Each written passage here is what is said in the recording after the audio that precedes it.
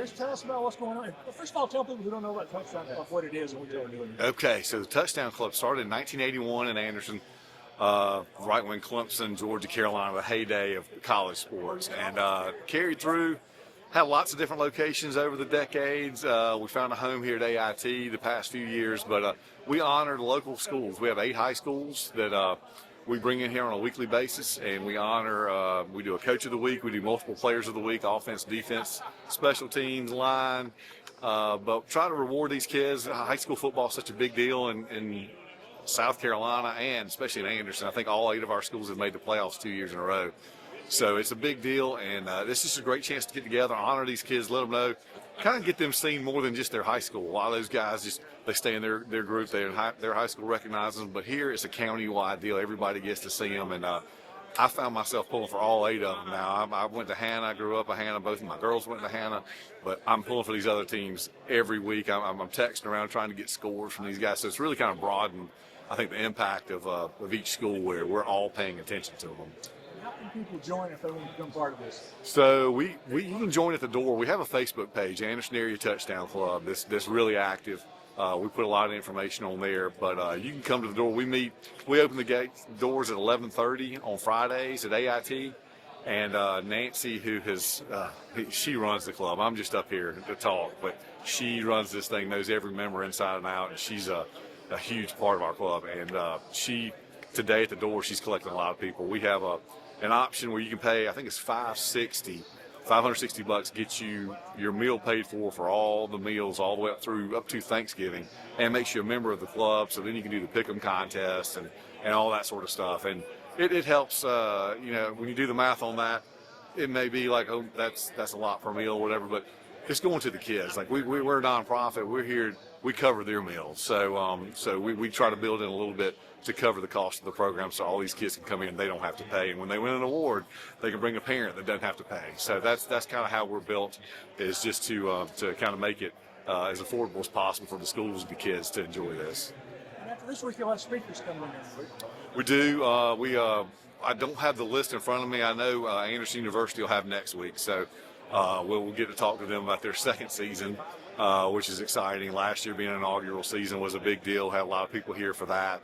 But Bobby Lamb does a great job speaking, and just a beautiful facility over there. What they do with their program is so far above other colleges of the same size. So we're super proud of them and like to celebrate them. We give them a slot every year to come speak. So they can find the speakers list on the Facebook page. We'll have it on there. We'll actually create one of those calendar dates where you can kind of see who's speaking every day.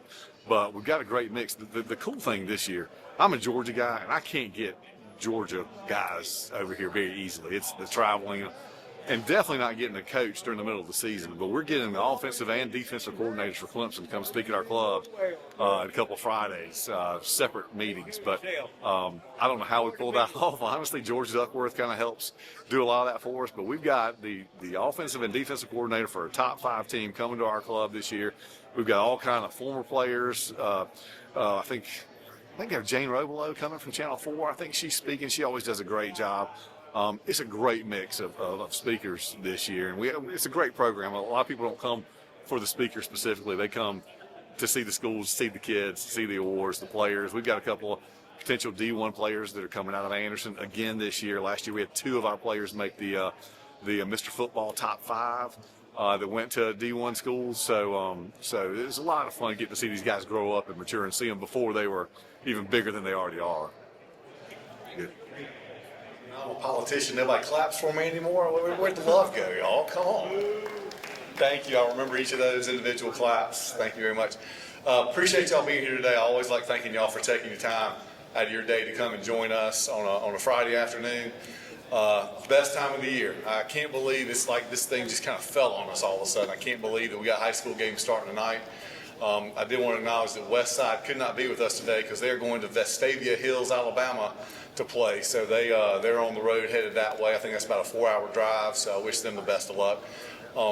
Today's a really cool day. We tried this last year, and I'm just going, did anybody listen to the Roar today and listen to the media day for Anderson Touchdown Club? So we tried this last year, and I think it went really well. I love doing this. I don't know if the players and coaches love doing it because we kind of put them through it. They're having to come over here and change their schedule around on their first game of the season. But for those of y'all that didn't get to listen, we took the we kind of sponsored the 9 to 12 section on WCCP today, and had a coach and 2 players from each high school come, and they interviewed them and had them on there for about 10 minutes per team on there. So I think that's a great experience for the players. Coaches always do a great job. We're blessed to have almost no turnover in our coaching staffs, it seems like, and ours all represent us very well. So I appreciate y'all going along with us. Hopefully y'all get something out of it as well. I think it's great for these folks to experience that kind of moment. So thanks first and foremost to WCCP for being here for that.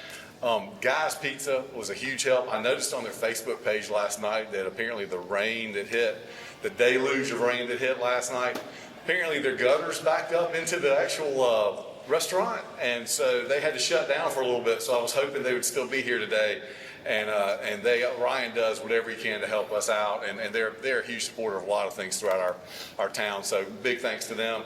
We will have Sundays doing our meals. They'll start next week. Bless you, George. We'll have Sundays doing our meals for the rest of the year. I think there may be one other week that there's a fall break kind of involved. The deal with them, and Nancy will kind of back me on this, but they charge $15 a plate for our food. We charge $15 a plate for our food. So if we give them a wrong number, or if we give a number and those people don't show up, we get hit pretty hard. So we make a commitment to pay for those meals no matter what, and if we don't have the attendance. So we decided to take the risk out of it today and just go with the pizza option. And I hope y'all enjoyed that. The chocolate chip pizza is really, really good. I think we're going to have some leftover pizzas as well. So if any of you teams or anything need food, let me know. And I always have to thank Nancy Smith that runs our club. Can y'all give Nancy a round of applause for me, please? She's not even paying attention. She's still working. She's still working over there. She is as y'all know this, she's the glue that keeps this whole thing together. I get to come up here and make nice speeches with no prepared notes. And take a lot of credit for stuff that she did all the work for. So y'all just remember when y'all come in the door, this place wouldn't be what it is without Nancy doing everything. And this one, I hate giving this guy credit, giving him any more of an ego than he has, but Kevin Selman, where's Kevin Selman? Is Kevin in here? Oh, he's right here, front row. Kevin did this thing. Kevin got together with WCCP. He came up with time slots for all schools, worked it out with the coaches, what works best for you, made a whole list of what players were coming, what grade they were in, worked it out. He put all this stuff together. There's a lot of work that went into this. So Kevin, I hate to say this, but y'all give Kevin a round of applause, please. Thank you. And I did want to mention, so today we're kind of going to do things a little bit different. I don't know if y'all don't have a program out there, so y'all don't know that we're changing anything. But Faxon Childress that does this for us, he's over there. He's really, I just love the way their show is and the way they connect with the coaches and players. So instead of having what we've done for every other year, probably since '81, is just having the coaches come up here and speak, we're actually going to get Faxon to kind of MC this for us. And he's going to be the one kind of asking some questions. So we're going to let him grab a microphone, and the coaches will come up here and just kind of do an interaction that way. Because at this time of the year, nobody really knows what questions to ask or what, who you're playing, who your the stars are and all this kind of stuff. So we're going to try a different format today. I'm hoping that works out well. And I guess, do we go ahead and get into that, George? All right, so Faxon, I'm going to have you come up here. Faxon Childress does Faxon Sports for WCCP. He does a little bit of everything. I think this guy's on a trajectory to do a lot more stuff than just a local talk show. As time moves on, he is very knowledgeable and carries himself super professionally. So I have put him on the hook last minute to come up here and run the show here. So we've got a list of coaches on here. Coach Blackston, I got you first on the list. So I'm going to kind of hand this over to Faxon from this, but Coach Russell Blackston from BHP, if you'll come up. Coach Blackston, obviously it's been a long off season, a great season last year. Where do you feel like your group has improved the most throughout the course of this off season? Tell you what, it has been a long off season. It's finally here. Our baseball team played up the Broome, and as those guys were going up the Broome, I told them, some guys think from August 22nd that'll be where your first game's at. So all that time's gone, and now we put our 10 toes on the ground and scored, and here we are. And going to Broome tonight. Our kids have done well. We had good attendance. A little bit about our team real quick before the next question gets here is, got roughly 92 players in the program. That's down about 15 from last year. Got to dress out 47 on our varsity, 23 seniors, graduated 24 last year, 22 juniors on the varsity, 2 sophomores. JV's played this week, did well. 11 sophomores on our JV team and our freshman 34. You know, I kind of think that, you know, make you guys laugh a little bit. We're going to throw a white flag as soon as we come to your house and play, because 8,000 yards rushing is gone, over 100 touchdowns is gone, and, you know, we just hope we put a football team on the field. Well, Coach, on that front, not to steal your thunder, how have you guys molded that identity with the absence of Marquez throughout the course of the offseason, and what's life been like without him? Well, it's been different. It's actually been a lot of fun. Marquez is a pleasure to coach here at BHP, but it's been a lot of fun because we get to see, instead of turning around and handing it to Marquez 20 times a game, you know, we get to spread it around, get it to a lot more people and all that kind of stuff, because anytime Marquez touched it, it could have been 6 on any one play. So you're spreading the ball around more, throwing it a little bit more. We might even be the air raid this year. Well, you got a senior quarterback. If you do want to go air raid, I'm going to give you a chance to brag on your guy a little bit. What can they expect out of Noah this season? Noah's a 3-year starter, and, you know, sophomore year came out and did an outstanding job. And, you know, about 1,500 yards passing sophomore year, a little close to 2,000 his junior year. Anxious to see the best is yet to come for Noah Thomas, an outstanding leader, comes from a good family. Been a pleasure to be this guy's coach, and I like the way he commands our team. Noah's got a little, he's like me a little bit. He likes to push the envelope a little bit. He wants everybody to speed up a little bit. Anything my guys know about me, they can tell you, I like to speed up, okay? I like to go fast, and, you know, that's kind of the way Noah is, and good leader. Coach, before we wrap up, what do you want the audience to kind of know about BHP football and your mission heading into this season?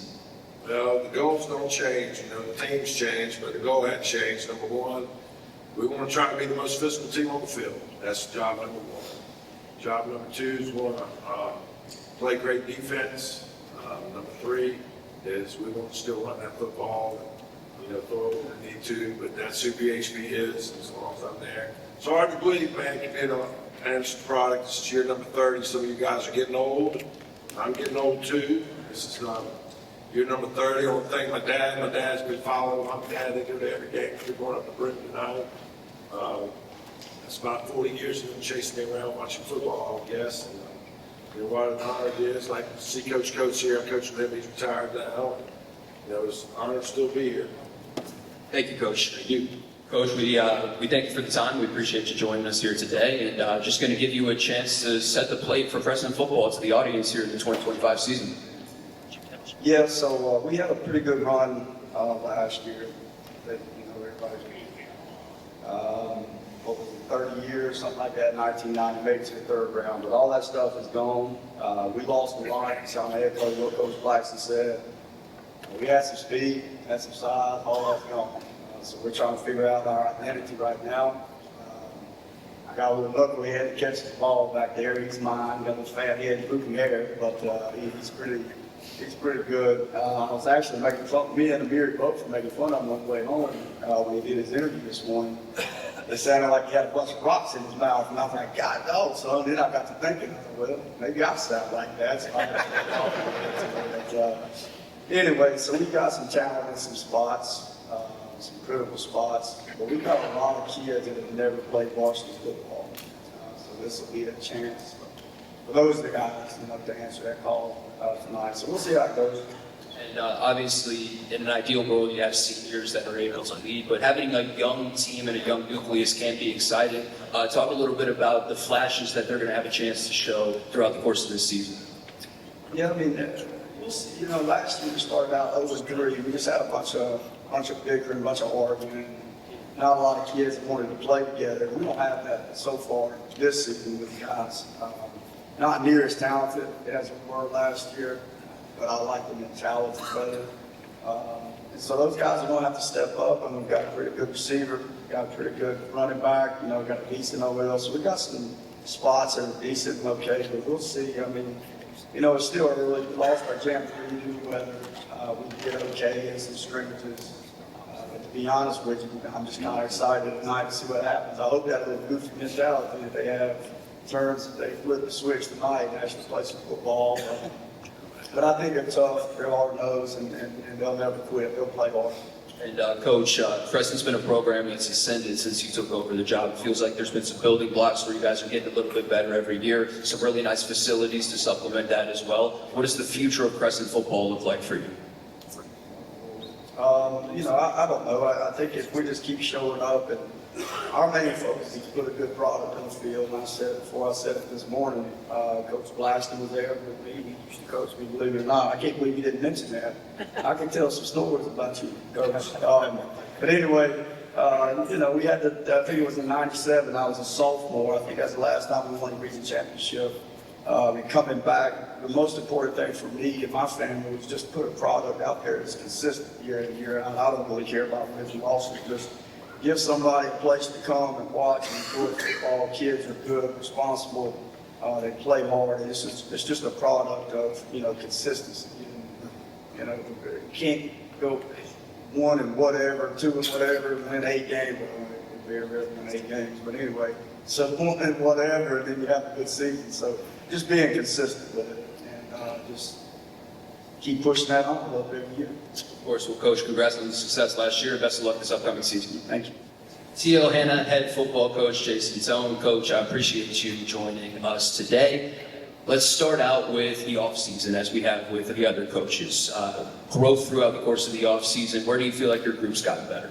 I think their leadership has been, you know, the biggest factor. You know, everybody puts in gains in the weight room.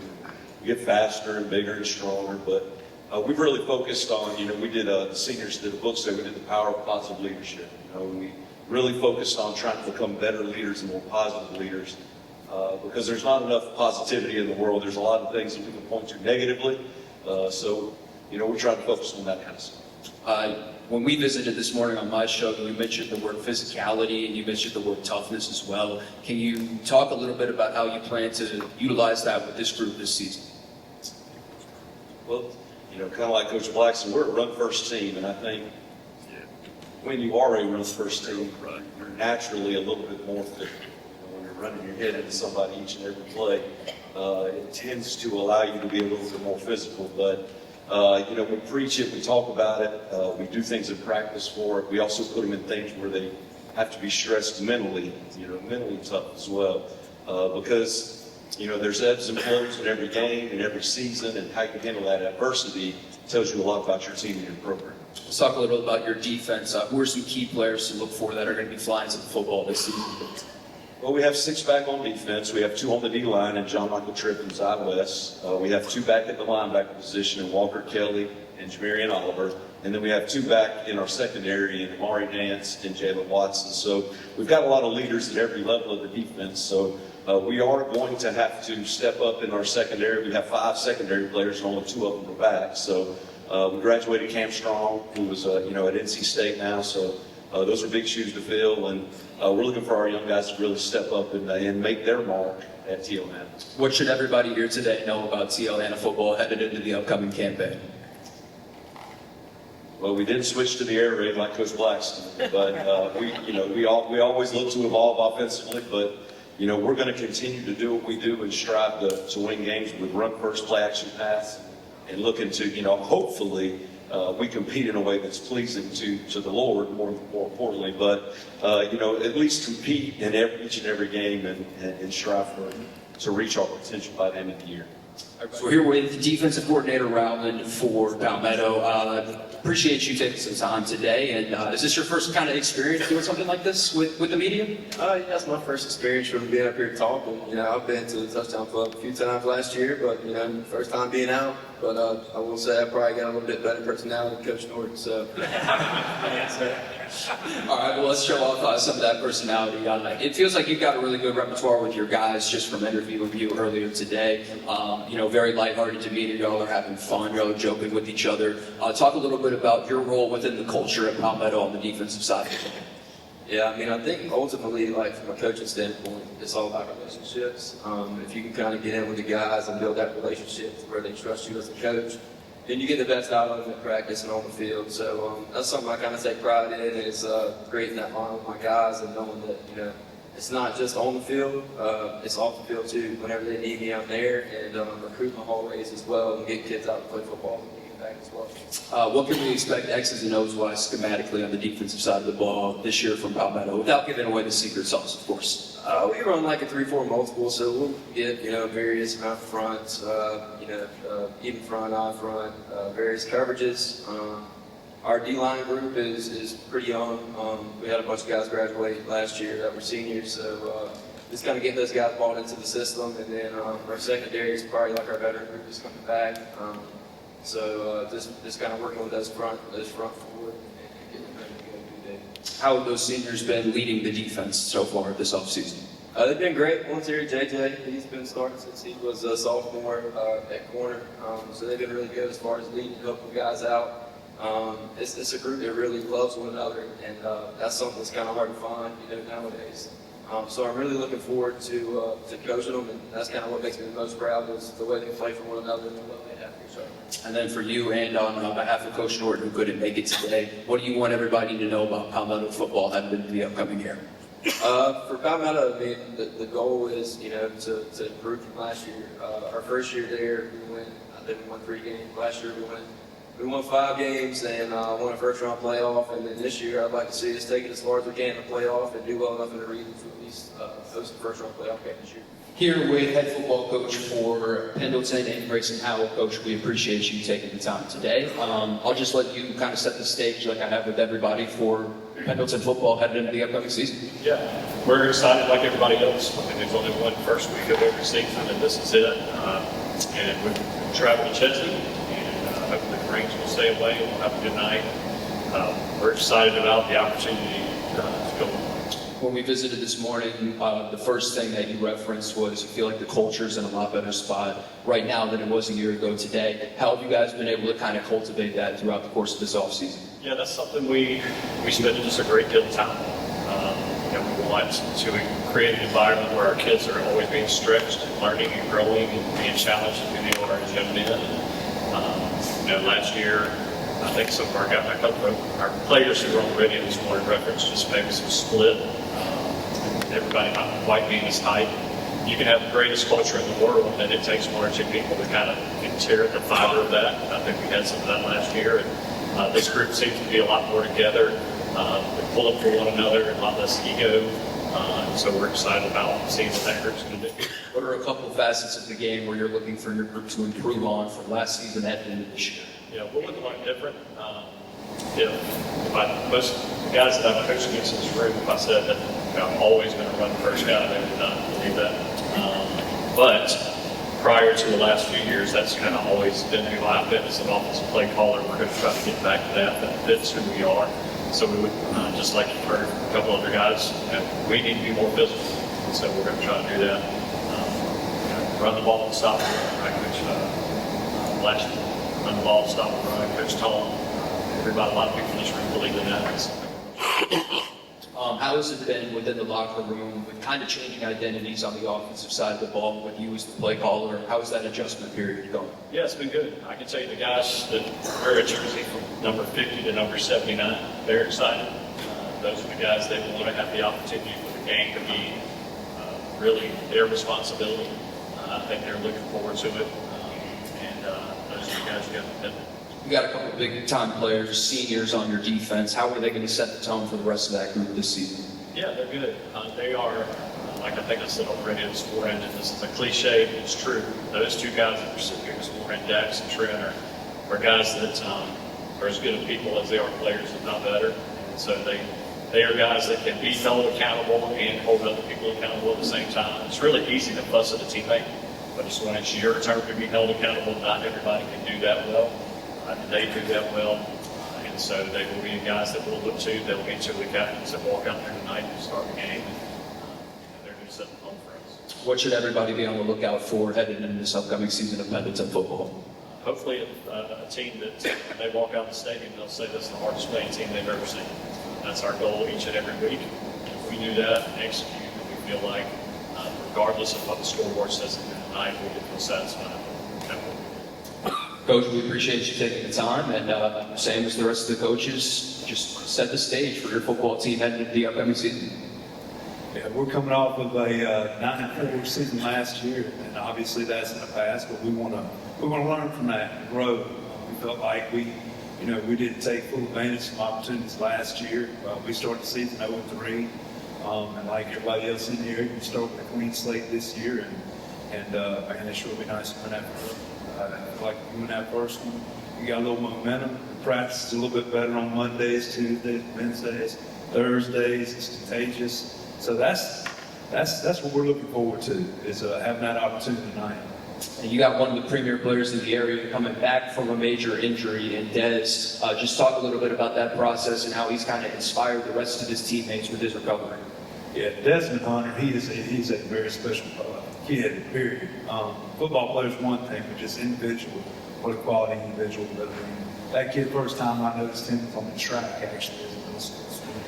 And he's out there on 4x4 team with guys who are juniors and seniors, and he's holding his own.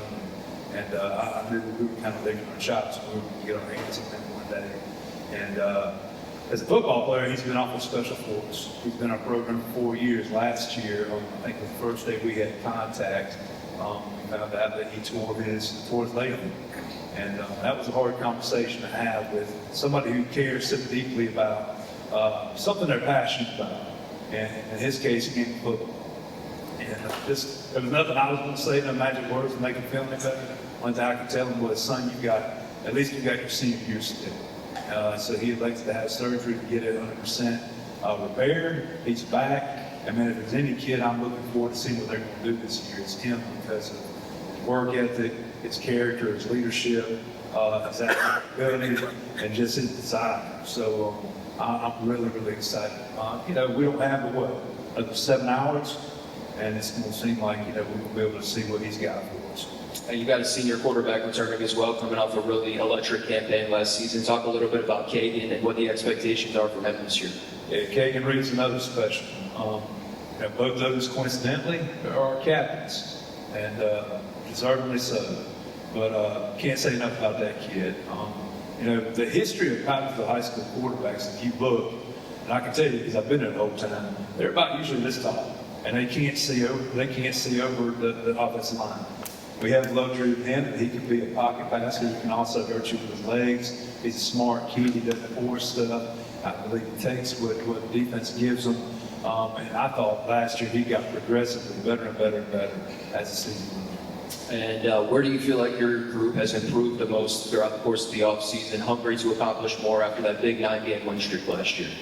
Yeah, I think, I could look at that question all kinds of different ways, but I think more than anything is development depth. If you're looking at an overall team thing, and that's something we, along with every other team here, is going to strive to do throughout the course of the season. But, we're not where we need to be now. Nobody is. This is week 0. And we're fortunate enough to be able to play a game tonight. We'll evaluate things on film, get them up there Sunday. Hopefully, like I said, it's after a win.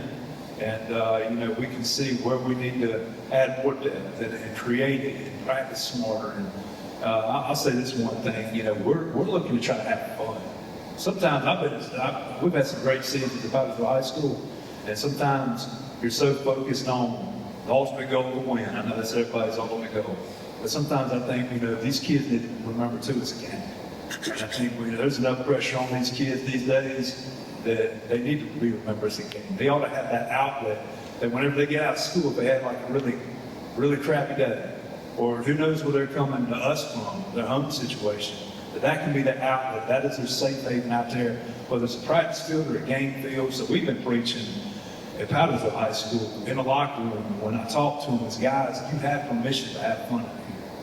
Whatever you got going on in the outside world, don't let that affect you right now. Just be a kid. You only got so many of these years, take advantage of it, enjoy it. And what's one thing you want everybody to know about Powdersville football and the upcoming campaign? Well, we're going to do our best to put our best products on the field week in and week out. We hope to do it as a class act. Now, it's not always going to be that way if you come up on the short end of this. okay? Because people get their feelings hurt, I had my feelings hurt. I'm a big boy and I move on after it. But I can tell you that we feel like we do things the right way, just like these other guys in here. And I'd like to think that was the way it is statewide, but sometimes it becomes more about them as a coach and egos and stuff like that. And I don't feel like you've got that here in Henderson County. And it's less about the fun I was talking about that we're supposed to be offering the kids. And I hope that's what people see. What can we anticipate from Renton football heading into the upcoming season? So we've got 7 full-time starters returning, 14 kids that have got starting experience. And I feel like, as I was looking over the roster, kind of prepping for some of this stuff this morning, I feel like we're older than what we are because we've had to play so many young kids for so long. Last 2 years have been a bunch of guys who've got a lot of experience. I'm sitting at the table right now with Landon Coop and both multi-year starter guys. So we've got a lot returned, but we're still a very young football team. We'll talk about Landon and Coop. You brought 2 guys from the trenches on both sides of the ball to media day in the O-line and the D-line. And when we spoke this morning, you said that's the identity of your football team, so it would only be right. Expand on that. Well, I mean, not only on the field and in their work ethic and everything like that, like you always want your players to take on that identity. You know, if your corners played like your right guard did and had the attitude that your right guard did, then you have a pretty good team. But these guys also have great personalities. They're fun to be around, the thickest thieves. They just enjoy each other's company and they love playing with each other. And you know, we're super excited that the core of our team, the identity of our team, is located in the trenches, because I think that helps pave the way for everybody else to act right and feel right and be just like they do. Where do you feel like your group has improved the most throughout the course of the offseason? You know, we'll see the translates with the weight room. We've gotten stronger, we've gotten faster. I think that's a spot where, you know, if it does translate, then some really great things could happen. We're talking about on the field where we got better. I think we've gotten better just because we were so young. We've got better just the act of playing football, knowing what leverage is on defense and how to stack support, how to squeeze and spill and overlap and all those things. And offensively, the same deal. You know, we got better with our reps in terms of, you know, understanding where play is supposed to hit, where it can't hit, and where we're looking. So having a young team is a blessing and a curse sometimes, but we're super excited about what potential is for us. But potential is kind of that swear word sometimes. You know, potential is not, you know, it's not production yet. What does the importance of leadership look like when you have a young nucleus and a young core? It's super important, but I preach to them all the time. I tell them all the time, like, you don't have to be old to lead. You know, you can lead if you're a freshman. You can lead if you're a sophomore. It's, you know, it's something that, you know, some people have to be taught how to do, and some people can just kind of do it naturally. So, you know, I don't discriminate based on where leadership comes from. Certainly, I like the older guys, the previous guys, but also have those other people leading from, you know, the back is certainly important. What's one thing you want everybody to take away from Renton football heading into the season? Kind of what Coach Muscle said. Again, I tell our guys, man, don't forget to have fun here. I would love people to walk away from one of our games and say, man, that team looked like they had a lot of fun. They played really hard together. They competed really well. They played, you know, a good brand of clean football. You know, the kind of football that, you know, there's not a ton of penalties. There's not a ton of riffraff, crazy stuff going on, but just a good family nucleus and people playing hard and enjoying the opportunity to go play. I don't want Westside to go unspoken for, so we happen to have a voice for the Rams right here on our board and here today. I'm going to get Tommy Price up here. He's the stadium announcer. He does part of the radio crew. They got some new fancy equipment they've been showing off this year, doing some call-in shows and stuff like that. But I'm going to get Tommy Price to kind of be your guy for the Westside team. So. Awesome. Of course. Well, Tommy, I'll let you set the stage. What do we need to know about Westside football this year? We're really young. I've seen scrimmage. That was great. I think we've got one returning starter back on offense. Lost a halfway decent quarterback last year. Been there for 3 years. He kind of carries his own weight. But we do have his younger brother there. We are young. This team has come through the middle school. We've got a lot of talent there. Defensively, we've got a couple of transfers in. I think what we saw, there's going to be a learning curve for these young players. When I got the chance to visit with Coach Lane, he said that Cutter's little brother is not your ordinary freshman, 6'3", 185 as a true freshman, 15-year-old. What are the expectations for him at such a young age? he strikes me, and Dustin would know better than I do, he's got that same demeanor. As I told you earlier on radio, that I've been watching this kid throw football on the sidelines for 3 years. I don't see many high school kids that can throw it like he could then. So he's got the demeanor, he's got the same important Coach Wayne dedication that Cutter does, with film study, even kill, and got some very good receivers. I think the pressure will be on the offensive line to give him time to get rid of the ball. And talk a little about leadership with so much turnover. How has Coach Lane been able to maintain that infrastructure of culture and leadership this offseason? I think you've got a team that has learned you've got to have leadership. They've seen this last 3 years, and I've seen some like Malachi Peterson, and some of those are going to go step up to the plate and be a team leader for them. And what's one thing everybody needs to know about Westside football this year? Look out, we're coming back. How about that? Thank you, Tommy. Well, I'll tell you what, I think we've got as good a group of coaches here in Anderson County as you'll find in any county in the state. And I just want to wish all of you good luck for the season. Is this working? Yeah, okay. So now I want to go over the speakers for the year. Next week, we originally had Anderson University coach Bobby Lamb scheduled, but they were supposed to be playing a home game against Limestone. Everybody know what happened to Limestone? It is no more. So they had to get another game. They got a game with shorter than this, an away game, so we had to switch folks around. So the Furman coach, Clay Hendricks, will be speaking next Friday. And then AU coach Bobby Lamb will speak the week after that. September the 12th, we've got Stan Olenek. I think everybody knows who Stan Olenek is. The week after that, one of our longtime favorites, Jane Robelo, will be here, and I think she's going to bring Tim Beret with her. And I'm sure she'll have some good old Coach Howard stories. The week after that, we've got the Clemson offensive coordinator. Tried to get him last year. He didn't want to speak his first year, but he's all right this year. He's going to speak for us. Garrett Riley, and this could be a really great offensive year. His quarterback is a Heisman Trophy candidate, and lots of other good things on that offense. So, looking forward to hearing from him. The week after that, October 3rd, West Blankenship. We got any Georgia fans in here? You know who West Blankenship is? Yeah. You a Georgia fan too? No, I didn't think so. Okay, but anyway, he's our Georgia speaker, and I think he'll do a good job. After that, Riley Johnson. We had him several years ago. He's a football official, and we may have to switch some things around to get him because he doesn't know what his schedule is very far ahead. But right now I've got him down for October the 10th, but we might have to switch one or two of them around to get him. But we definitely want to get Riley Johnson. Then Phil Kornbluth. We hadn't had Phil in a few years. We'll have him back this year. The next week after that, October the 24th, we've got the Clemson defensive coordinator, Tom Allen. This is his first year. Of course, he came from Penn State, and I think he's going to make a big difference at Clemson. We got a lot of great defensive players coming back. Last year we supposedly had a lot of really good defensive players, but we couldn't stop anybody. So this year, supposedly, he's going to make a big difference on that. Okay. The next one is a name that everybody around here is familiar with, Charlie Winsky, old West Side quarterback.